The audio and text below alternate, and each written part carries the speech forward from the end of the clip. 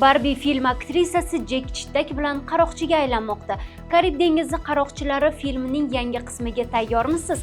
Afsonaviy Jek Chittak bu safar Barbie filmi bilan mashhur bo'lib ketgan pushti ko'ylakli qiz bilan rol ijro etadi. Disneyning mashhur loyihalaridan biri Karib dengizi qaroqchilari 6-qismi uchun qizg'in harakatlar ketyapti. Yangi qismida aktrisa Margot Robbie qaroqchi ayol sifatida gavdalanadi. Bu uning Barbie filmidagi xarakterining g'irt aksi.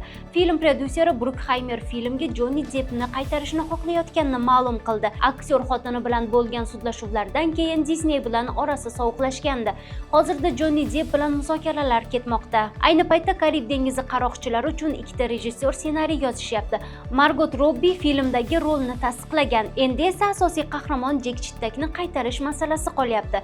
Filmning oxirgi qismida Jek Chittak, Henry Turner va Karina Poseidonning 3 tishli nayzasini tridentni izlashadi. Uni yo'q qilish orqali dengizdagi barcha la'natlarni bekor qilish mumkin edi. Ya'ni 5-qism oxirida Jekning hikoyasi tugatilmagan.